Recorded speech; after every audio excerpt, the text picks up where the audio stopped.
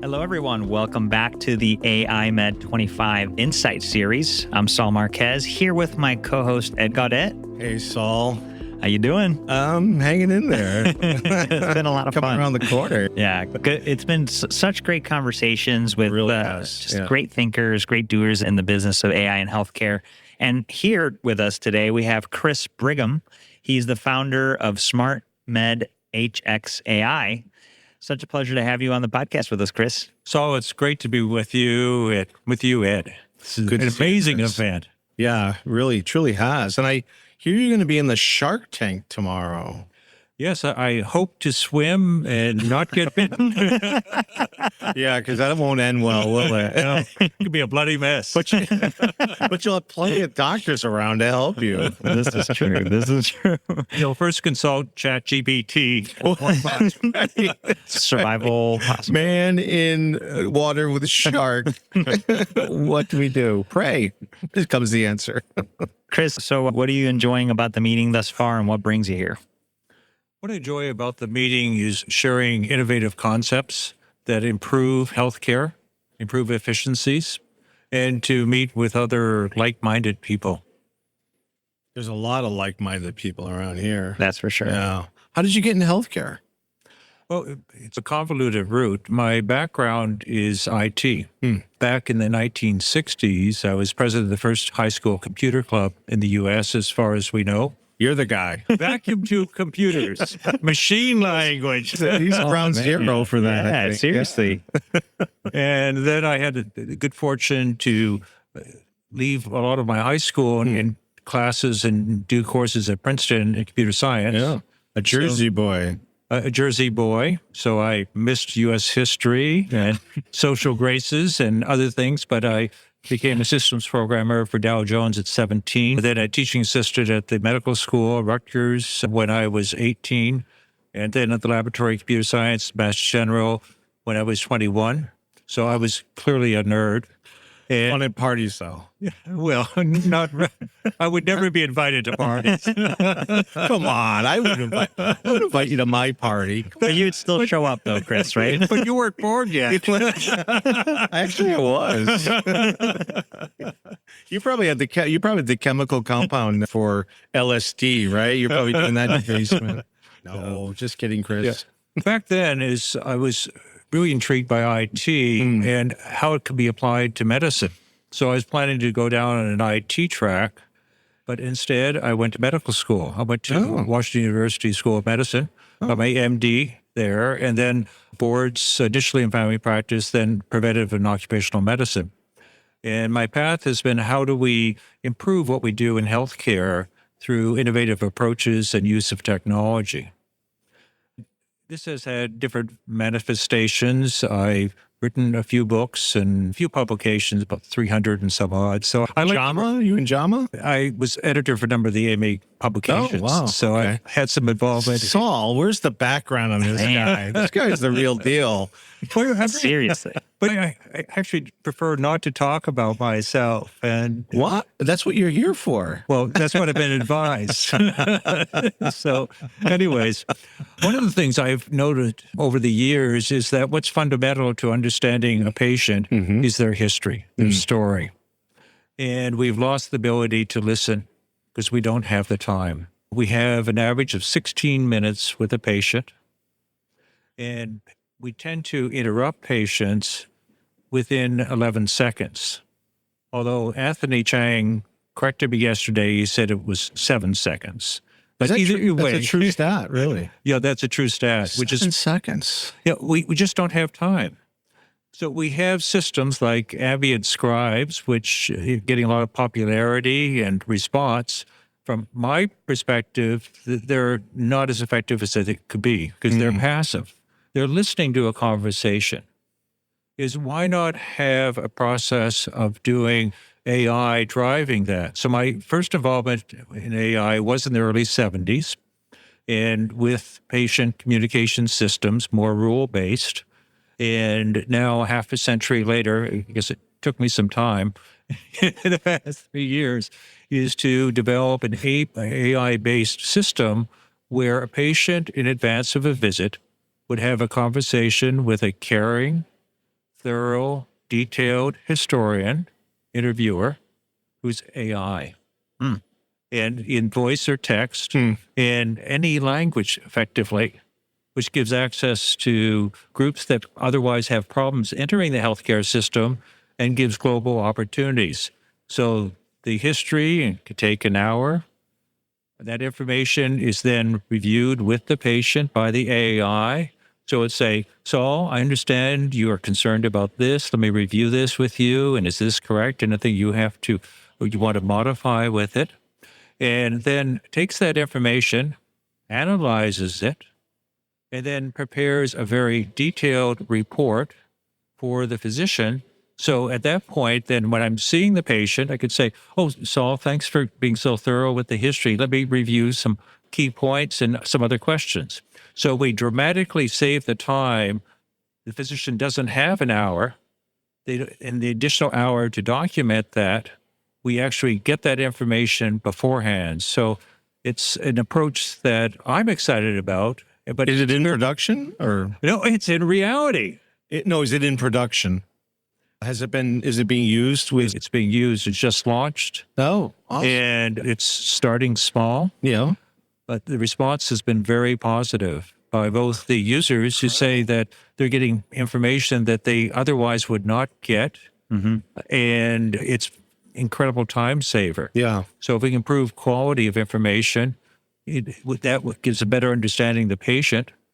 And we give an opportunity to really listen to patients and have them tell their stories. Saul, we've been replaced and we don't even know it. Well, you're not, no, you're not replaced, Ed, because what you can do. No, Ed has been replaced. Okay, and we don't even know it. That's the thing. So your AI is going to be caring, is going to ask questions. Wait, that sounds like what we do. Done. But let's say now, Doctor. All right, we're done, Chris, with you. No. But you know what you can do now is instead of spending the time going over getting all the information, you can now relate as a healthcare provider. We would know your background ahead of time. You would know it. You can be more effective. You can then give more feedback, more thought, less burnout, more efficiency. I like it. Tremendous ROI. It's interesting. It's a different interesting use approach. case. I haven't heard about this. Not just history from the EMR or the chart. No, from But the patient is it's key because everyone knows their story, right? They should. They should. Yeah. And then you leverage AI, right, to summarize everything for the doctor and maybe even listen to voice biomarkers that can tell you things. Well, you can do biomarkers, or what we do, and this is audio, so obviously we can't see what's here, but this is like a very detailed 8-page history, creating also a timeline. This all came out through the hours? This is all through AI. Diagnoses, case summary, identifying key issues, giving some recommendations on what needs to be reviewed or what needs to be done next, and also insights to the historian. Is this somebody who was reliable or inconsistent or emotional? Did they lie about their smoking? We don't know that, but we can start looking at inconsistencies. Yeah, right. And it's just gives, it's adaptive to the patient too, because if you bring up an issue, it's not a structured questionnaire. People don't like that. It responds to, so you mention something, it will explore that. Adaptive. It's very adaptive. And it also adapts to the healthcare literacy of the individual. So if somebody's very sophisticated or simple. You got to try this. Yeah. So this is, what I want to give back to medicine. Yeah, I love it. And I want this to go out globally because I want to provide care to those that are not able to access care. Yeah. Just on the other side of the hotel at the Marriott is the Behavioral Health Tech Conference. Yes. Yeah. And I'm just thinking, what a great application for behavioral health as well, right? Absolutely. But if you could get the background of someone, right, the story, I don't know. It seems like it'd be really useful. And that's like 2 therapy sessions in one, too. Yeah. Can you bill for it? The whole issue of billing is a different thing. We used to bill based on time. We don't care about billing, but do we? We should look at the value of what we're providing. But we can give feedback. Depends who you talk to. People. But he said he's giving it back. Well, I'm trying to give back. Yeah. I've had experiences over a lifetime that maybe I can provide a legacy that. That's great. It's more important than the money is the legacy. Yeah. We'll remember Chris Brigham Brigham. before we forget Saul Marquez for sure. Totally. Right? Totally. And I may be the oldest person here at the conference. Yeah, I'm not going to say anything about it. But I'm going to ask you a couple questions. Sure, It'll be yeah. fun. So let's see. You're on a desert island, 5 records. Now, you're a child of the 60s, so Oh, these ought to be interesting. I don't. Cat Stevens, Oh, the Beatles, Nice. Yeah. Peter, Paul, Mary. Oh, thank God, a human being who knows music. Yeah. What else? You got 2 more. Oh, I don't know. What do you listen to now? I was just going to ask that. James Taylor. Oh, nice. Would be good. James Taylor's good. He wasn't a nice person, though, early in I didn't know that. Yeah, he was really Nora abusive. Jones. Oh, yeah. Nora Jones? Smooth. Yeah. Do you know who Nora Jones' parents are? Yes, folk singer. Was it Seeger? Who was it? No, it's Robbie Shankar, right? Oh, right. It was Robbie Shankar. And then Yes. who's the woman? Somebody we wouldn't Really? expect. I had no. Yeah. Parents are they're celebrities. And Ravi Shankar's like 60s, right? Yeah, he's 60s. Now, remember, I was a nerd, so I was working with the computers and not listening to the music all the time and at the parties that you were at. That's true. We need to get you out more, Chris. Go back in time and see your 20-year-old self. What would you tell him? Live life fully. Yeah. Get I out. mean, live life fully, and my faith is also very important. So my relationship with the Lord and to follow that. What's your religion? I'm a Presbyterian Christian. Oh, okay. Recent or something you found recently? Well, it's varied in intensity and more of a focus now of my life. Nice. What makes it a focus? Well, my whole purpose here is to glorify my Lord and to live a life that reflects that. And it's through the grace of Christ. You're a good person. Well, that's debatable. And then he's got that smile that like, Yeah. He's ready for the Shark Tank. He's ready for the Shark Tank. okay. I have a couple more questions. Yeah, come We on. have time? Let's roll. Yes. All right. Yes. Make them easy. What's the risk? No. Wait a minute. You have experience. You're the oldest guy here. You've lived a life full, right? What's the riskiest thing you've ever done? Probably the riskiest was sailing my sailboat from Maine down to Hilton Head Oh, and being offshore in conditions that I should not have been offshore in. really? How big were the waves? Maybe like 15 feet. Wow. During a storm or? Massive. Just during bad judgment. Yeah. I've been in 15-foot waves, and it's what kind of sailboat? It was a Sabre, 30 foot. Saber's beautiful, yeah. This was let's see, it was a main ship, 46, coming out of Newport, Rhode Island. And the waves were so big that coming back into the harbor was a sailboat with the mast snapped in half. Oh. And we just kept going. My father-in-law was the captain. And all of a sudden, the waves, and he said something like, "Oh, shit." And that's when I knew we were in trouble. But he went into the trough and pivoted that thing on a dime, and I don't Got you know. out of there. We would have been dead. I Well, don't know that's how we great. survived Skilled, that thing. yeah. Yeah. But have you been capsized? I have not. No. Okay. So, Don't made plan it. to. no. The Sabre, though. What that's was that beauty. like? What was her name? That one was Apple Wine, Apple Wine. and now I have a trawler, You do? What do you have? a Sabre. A Sabre. Oh, You're a Sabre guy. I'm trying to get him to get a pie of Sabre right now. What? How big? 36 feet. Yeah, that's what I'm. Okay. Exactly the boat. That's I'm like trying- a sweet spot. But there's right? too Like, much that's just teak. the right- He's like, there's too much teak on this thing. I don't want to. Do you have a lot of teak or Enough teak. enough? Yeah, It looks pretty. it's Yeah. beautiful. That's a beautiful boat. You like the Hinkley? I love the Hinkley. Nah. In fact, when I practiced clinical medicine years ago, it was in Mount Desert Island. So I got to know the Hinkleys. Mm-hmm. And then a friend of mine, Henry's son, Hank, became my chief operating officer when he was tired of the marine industry. So Hank worked with me for Crazy. about 3 years. He had before that ocean cruising yacht. There's the story right there. Super See how we take that right out? We bring that. So they had a Sparkman Stevens Oh, that's sailboat. beautiful. 40. That was like a 42, 44. I don't remember. It was beautiful, custom made. Yeah. My claim to fame on that boat was I was dating their daughter at the time, and we were sailing down the Bahamas.